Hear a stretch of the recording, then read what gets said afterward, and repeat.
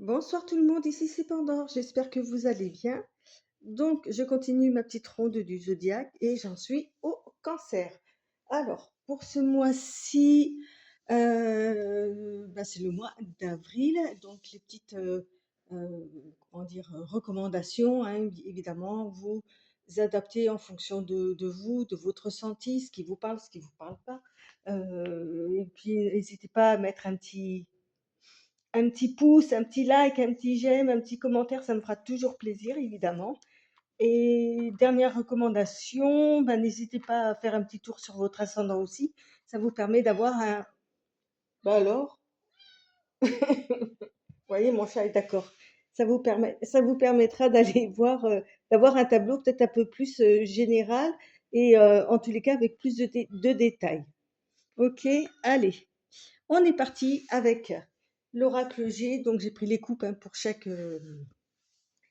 type de carte de jeu de cartes que j'utilise. Donc là, c'est l'oracle G. Donc avec la montagne, moi n'importe quoi, la campagne et la ville ici de l'autre côté, on a face à face la ville, la foule, et là la campagne, le calme, la sérénité. On a face à face deux identités, comment dire, civilisation presque, vraiment à l'opposé l'une de l'autre. Et donc sur ce mois-ci, on peut vous proposer de devoir jongler entre ces deux atmosphères, ces deux euh, lieux, en fait, pour trouver un certain équilibre.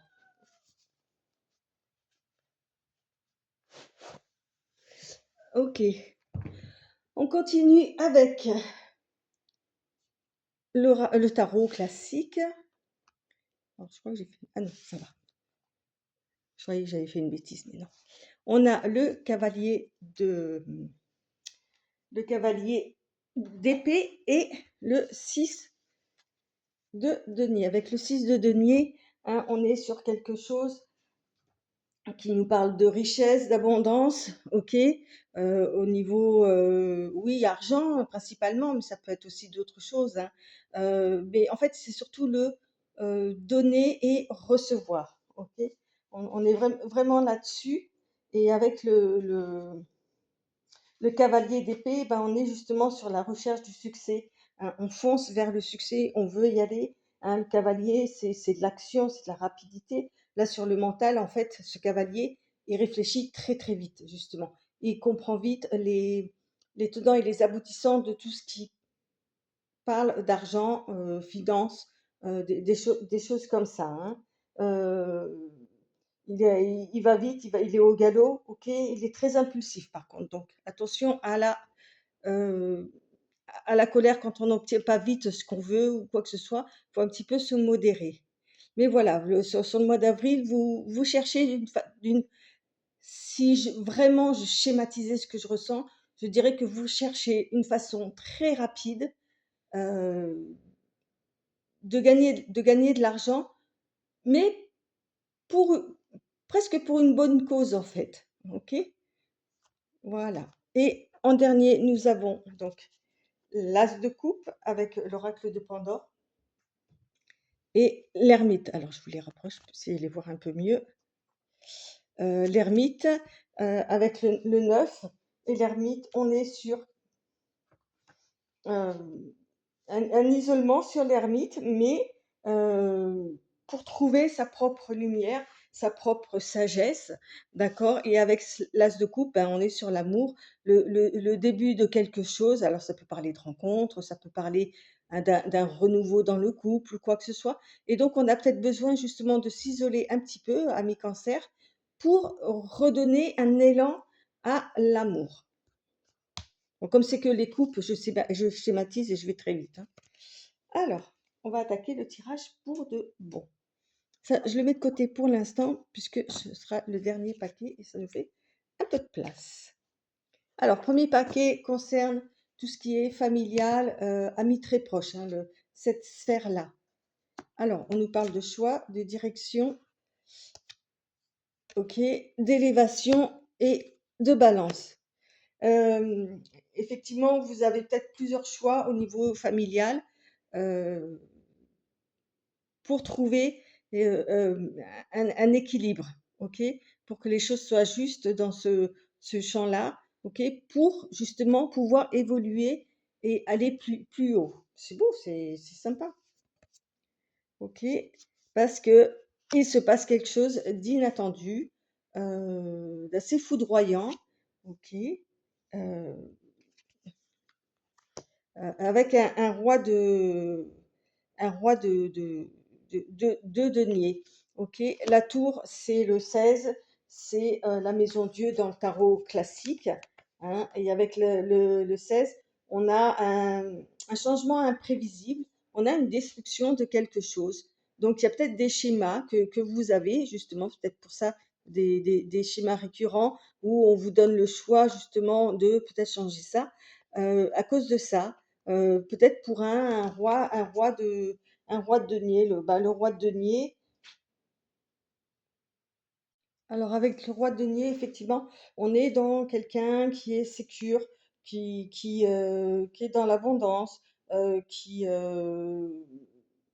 ouais, qui apporte la sécurité, quoi. Donc il y a peut-être quelque chose qui va se passer pour un homme, heu d'un âge, certain, on va dire, puisque c'est le roi, hein, il a quand même du vécu, il a ou en tous les cas une personne plus âgée que vous, heu, qui va, heu, va y avoir quelque chose d'imprévu pour cette personne, hein, ou alors ça peut être vous, bien évidemment, hein, d'accord? Mais ça reste toujours au sein de la famille. C'est le roi denier, voilà, il a construit sa famille, son empire, avec ses valeurs, voilà, toujours d'apporter une sécurité matérielle pour ses proches. OK? C'est toujours ce qu'il a fait. Il a fait les bons choix, équilibrés. OK? Mais il y a quelque chose qui va venir un petit peu modifier la donne. OK?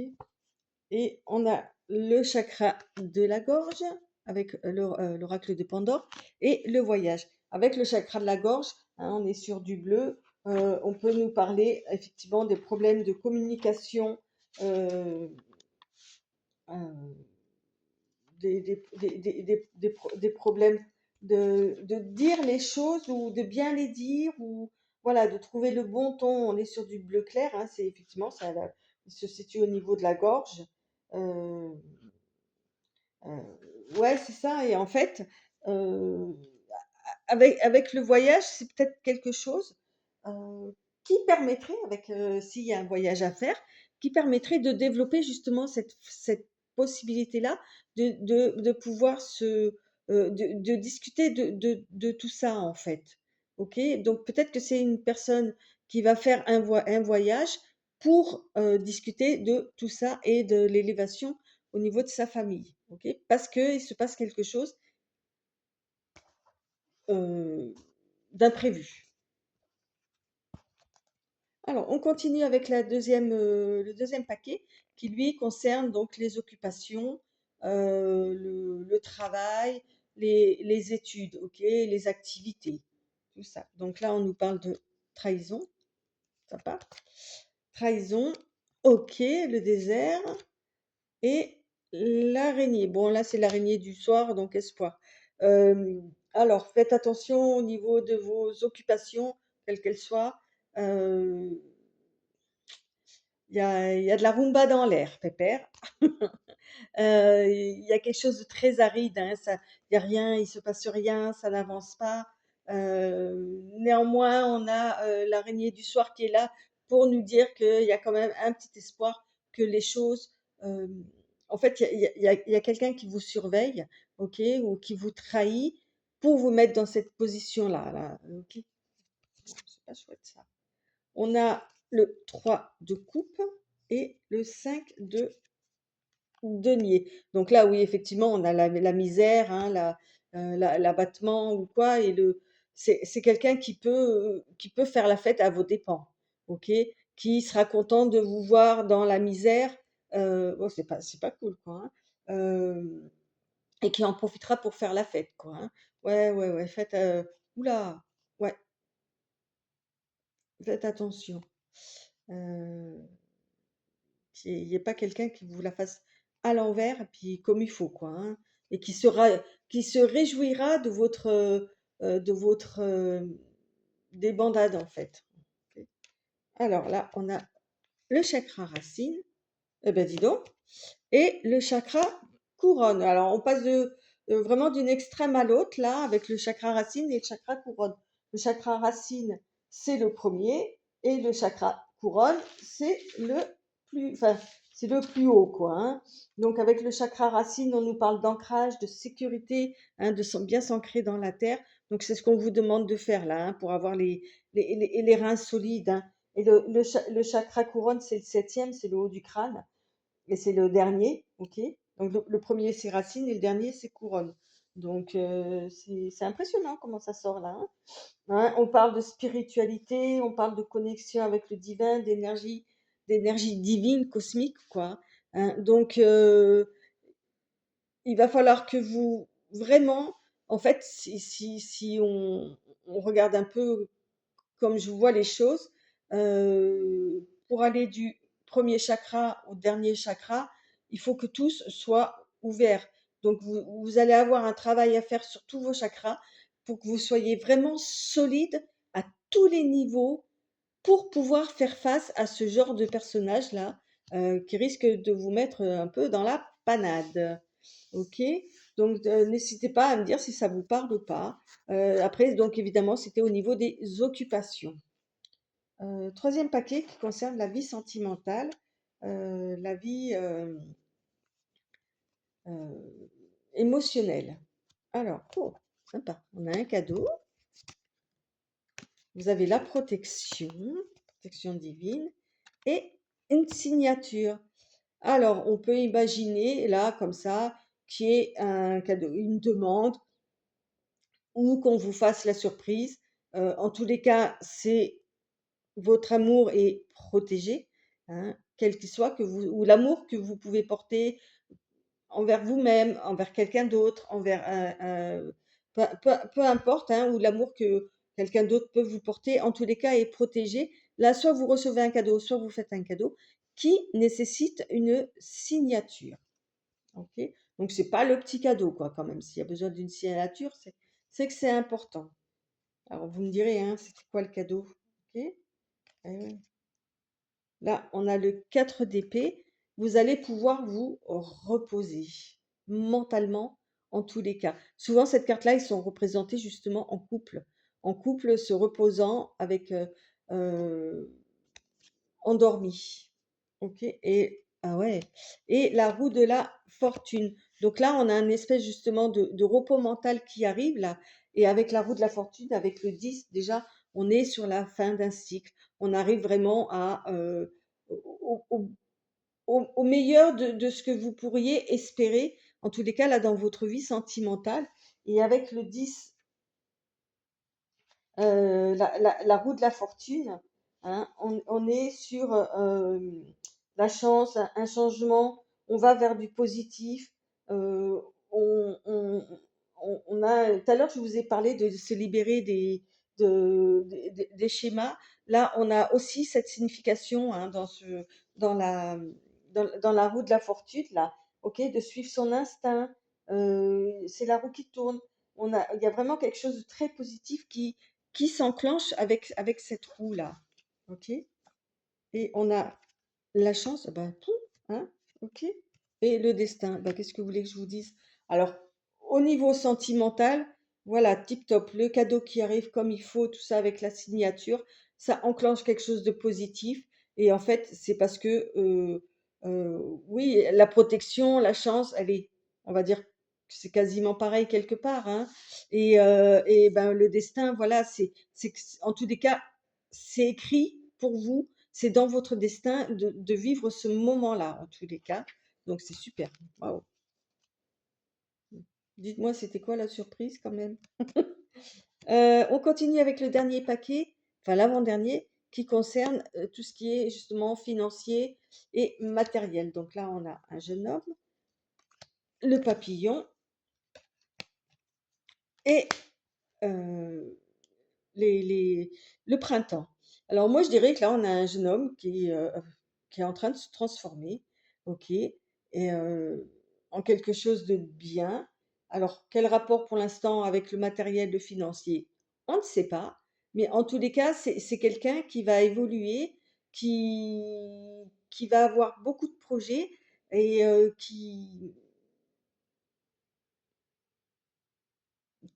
sa transformation évolue parce qu'avec, le printemps, alors déjà, c'est sur la saison, donc ça tombe pile poil, OK, et ah bah, les papillons aussi, hein, de toute façon, et c'est comme si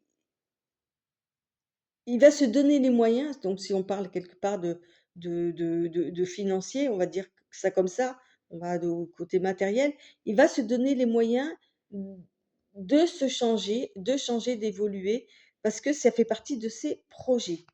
OK. C'est un bâton, ce jeune homme. OK. Alors, on a la reine de bâton et ouais, OK, d'accord. Avec la reine de bâton, on est sur une reine.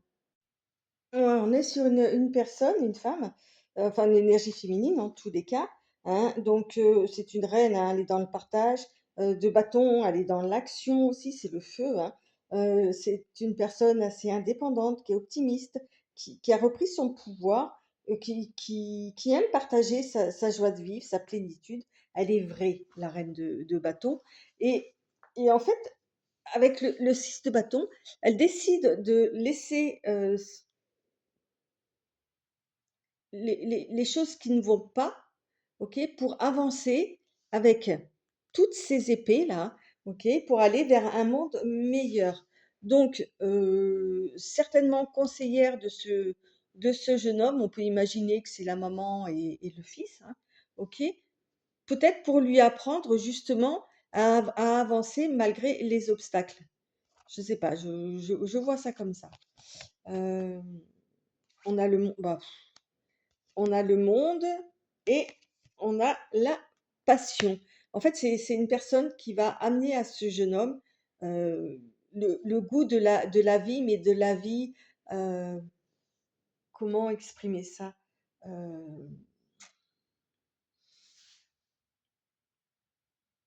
D'aimer la vie, d'aimer sa vie et de tout faire pour que sa vie soit en adéquation avec lui-même. OK? Même peu importe justement ce qui est tout ce qui concerne autour du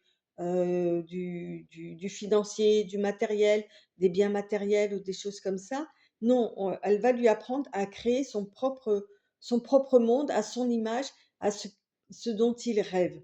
OK? Et avec le monde, ben voilà quoi, c'est la dernière carte du jeu.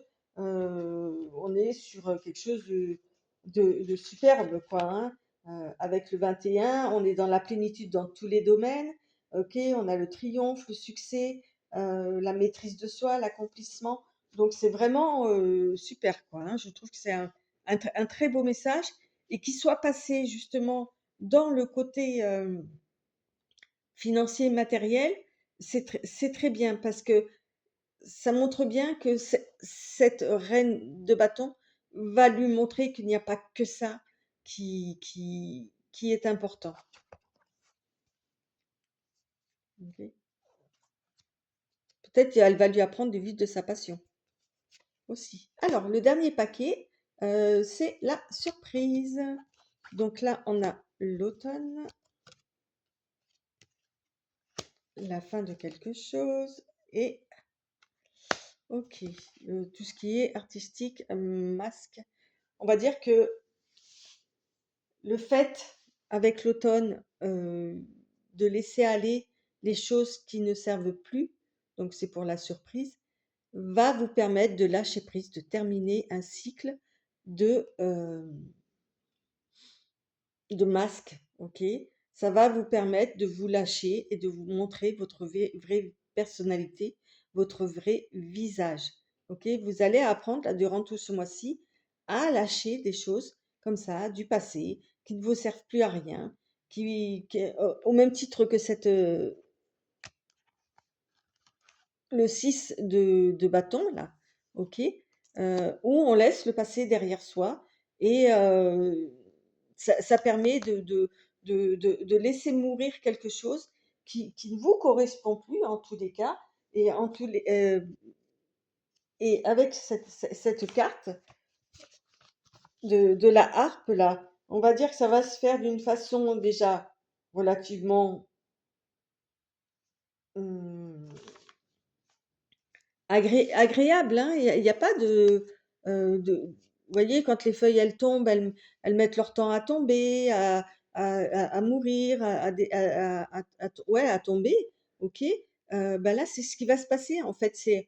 Ça va se terminer, mais en douceur, ok. Et vous allez pouvoir déposer un masque qui ne vous correspond plus aussi. On a le 8 de denier, ok. Oui, oui, il y a encore un peu de boulot, hein. Et le 9 de d'épée. Ouais, donc avec ce travail-là que vous allez avoir à faire pour libérer un petit peu de l'espace, en fait, hein, euh, comment dire, vous allez, parce que ça va quand même vous créer du tracas, hein, avec le 9 d'épée. euh, oh, ça va vous rendre un petit peu anxieux, ça vous réveille peut-être certains traumas ou quoi, mais avec le 8 de denier, euh, on est sur justement de la compétence, on est sur un talent à utiliser, de la concentration, de l'inspiration au bon moment, hein, d'utiliser ses dons à bon escient. On parle de maîtrise, de discipline. Donc, servez-vous de ces talents-là pour justement éviter de trop cogiter euh, par rapport aux choses que vous devez laisser aller, quoi, hein. Ah oui, prenez l'air, prenez l'air, ok? Voilà. Avec l'envie, en fait, on vous dit d'écouter vos envies. Quand vous sentez que vous êtes trop sur le mois d'avril, euh, dans le mental, là, que ça coince, allez prendre l'air, suivez vos envies. Ok? Bon, ben voilà. Sur ce, amis cancer, j'espère que cette lecture des cartes vous a plu. Je vous le redis, hein, n'hésitez pas à aller voir votre ascendant qui pourra peut-être peut-être vous faire un puzzle un peu plus complet, hein. Et puis, ben, écoutez, bien évidemment aussi écouter votre intuition. C'est ça peut-être une des choses les plus importantes. Et puis je vous dis ben, au mois prochain. Merci encore. Bye bye.